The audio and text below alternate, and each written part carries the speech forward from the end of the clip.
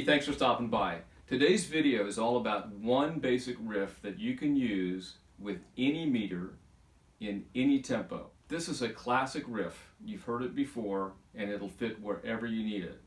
In this video, I've provided two versions of this riff. One is a 6/8 feel and the other is just a straight feel. And they're both very usable. If you find this video helpful, please leave a thumbs up and consider subscribing. I'm going to be posting a lot of new content as this year gets underway. Let's get started. For this tutorial, I'm going to use the key of A minor to avoid sharps or flats, and so that all of the notes can be played on the white keys. Here's A minor, and as you can see, we're not getting into any sharps or flats, so that as this riff progression is revealed, you can almost do it with your eyes closed. You'll see. I call this riff Descending Triads because it uses broken triads that are descending one scale step at a time. You'll notice that we're using the 5-3-1 finger pattern.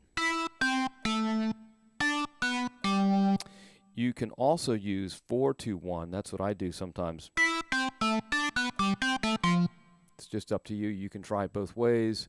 For learning this, maybe stick with 5-3-1 so you can really keep track of where your hand is. To help illustrate the structure of this riff, I've created two color-coded graphics to show how this pattern is notated on a staff and how it appears on the keyboard. I'll include a link below for you to download these graphics, which can be found in the downloads page on my website, jimprovmusic.com. And again, I'll list all this at the bottom. All right, let's take a look at these two graphics to understand the rhythmic differences of each one. The first example illustrates the triplet feel in a 4/4 measure that uses 4 sets of triplets, each one a descending triad, for a total of 12 notes. And that's going to sound and look like this.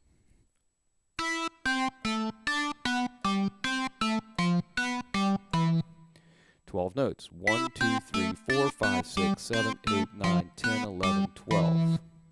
With a 90 BPM rhythm track, it would sound like this. If we're just going to play one measure, here's one measure. Watch. 1, 2, 3, 4. That's it. If we pair this up with the right hand, it sounds like this. The first triplet that I played is an A minor triad, and it's played as E, C, and A. The next triad in the descending riff is G major, played as D, B, and G. The third one after that is an F major triad, played as C, A, F. And the fourth one is an E minor triad, played B, G, E. Obviously, these 4 triads are all part of the A minor scale. During a solo, this descending triplet pattern could be used over the course of 3 or 4 measures for an extended effect.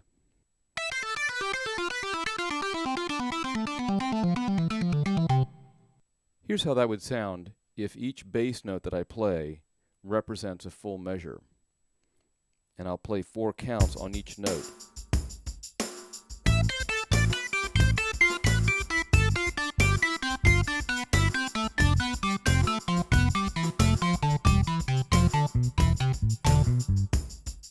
That extended repetition might be exactly what your keyboard part needs, or you may find more use from a shorter run of this descending pattern, maybe covering just 1 or 2 measures, which would sound like this.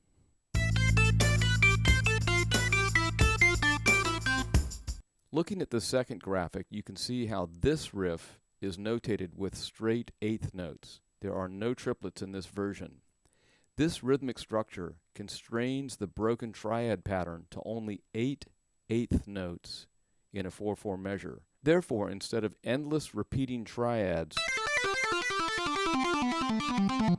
this straight version of the riff uses a repeating pattern of 2 consecutive triads followed by a partial triad that uses just the first 2 notes of that third triad. This gives us a total of 8 notes. Here's the way this is going to look. 1, 2, 3, 4, 5, 6, 7, 8. Keep in mind, this is now straight eighths, which means that as these are quarter notes in a measure, it will look like this.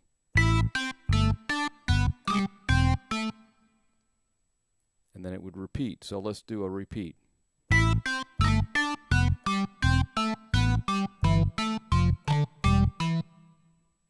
Notice that this pattern has a very different rhythmic feel, and that this 3 plus 3 plus 2 pattern, and again, 1, 2, 3, 1, 2, 3, 1, 2, if played with eighth notes, allows each subsequent measure to start at the beginning of this straight pattern. For musical purposes, you can use this pattern over multiple measures for that same cascading effect that we hear with the repeating triplets. Or you can use it for a single measure as a short motif during a part or a solo. As you might have realized, this straight eighth note pattern is more challenging than the repeating triplets.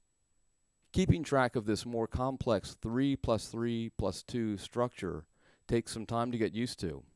If we were to play this straight pattern with 16th notes instead of eighth notes, it will go faster and it'll have a different feeling.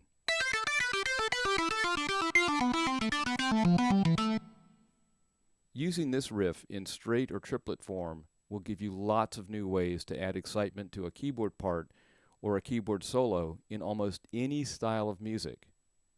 Just start playing around with it. Start slow, use simple keys like A minor, E minor, G major, or C major to get used to this.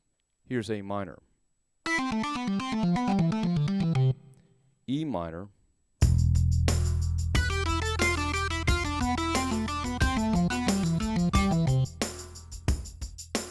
G major,